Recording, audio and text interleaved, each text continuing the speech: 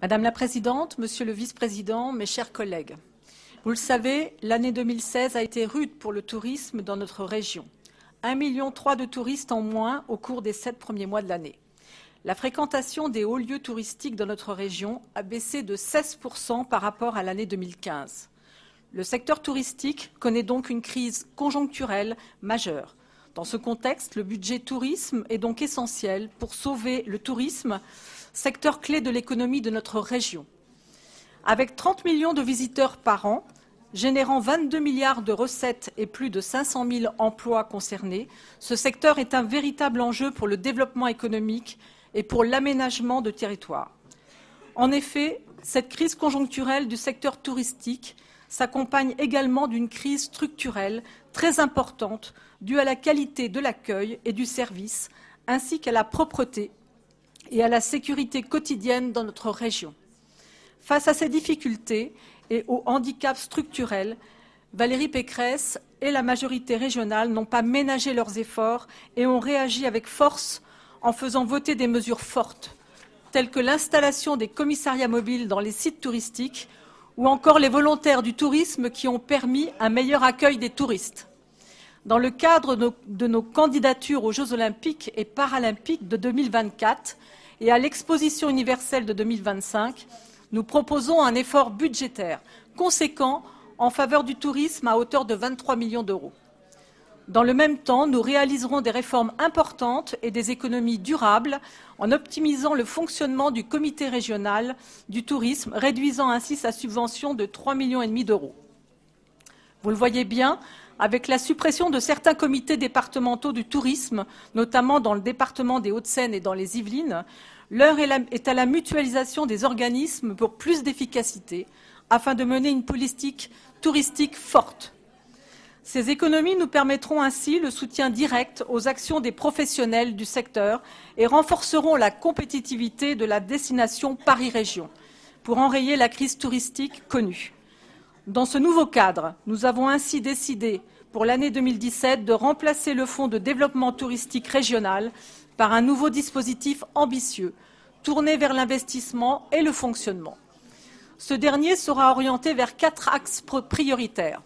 Le premier visera à soutenir la modernisation et la transition numérique du secteur touristique, afin d'accompagner les professionnels et la région vers le tourisme de demain. Le deuxième axe de ce nouveau dispositif développera les actions de promotion et de communication pour reconquérir les touristes du monde entier, tentés aujourd'hui par d'autres destinations. Cela s'accompagnera également en parallèle de soutien ponctuel aux professionnels du secteur afin de renforcer la compétitivité de notre destination. Le troisième axe aura pour objectif de soutenir les professionnels du tourisme dans leur apprentissage des langues étrangères et dans la traduction des supports d'information. La qualité de l'accueil et du service dépend beaucoup de la capacité de nos professionnels à dialoguer avec les touristes en langue étrangère. De la même manière, la signalétique en langue étrangère reste insuffisante. Cela permettra un accueil et des services améliorés dans le but que la destination Paris-Région redevienne attractive pour les touristes du monde entier, dans une région multilingue. Le quatrième et dernier axe de ce nouveau dispositif aura pour objectif de renforcer la sécurité des sites touristiques. La sécurité ne se résume pas à la question dramatique des attentats et il convient donc de lutter davantage et de manière urgente contre la délinquance au quotidien, notamment les pickpockets qui visent les touristes étrangers et en particulier les touristes asiatiques. L'objectif de ce quatrième axe sera de permettre aux touristes de visiter sereinement les hauts lieux touristiques de notre belle région. Pour cela, l'Île-de-France, en lien avec le ministère de l'Intérieur, dans le cadre de la Convention globale, financera des nouveaux équipements et le déploiement de commissariats mobiles qui permettront un dépôt de plainte immédiat des touristes sur les principaux sites touristiques afin de répondre à la crise sécuritaire conjoncturelle qui nuit au secteur touristique de la région.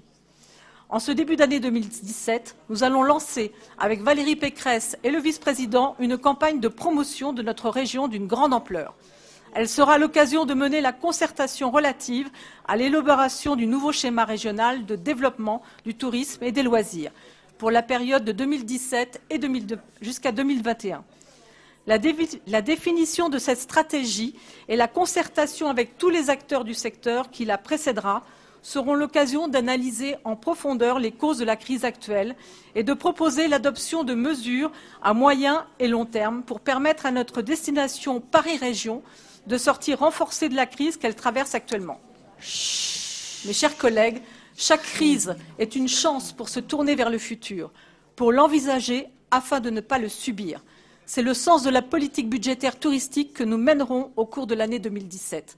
C'est la raison pour laquelle, comme je l'ai développé au cours de mon intervention, le budget 2017 de notre région maintient l'effort budgétaire dans le secteur et met surtout l'accent sur les mesures de soutien aux professionnels afin de mieux accueillir les touristes.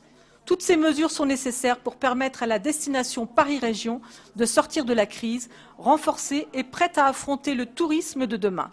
Pour la mise en place d'une offre nouvelle, pour toutes ces raisons, Madame la Présidente, le groupe Les Républicains est fier de voter ce budget 2017. Je vous remercie.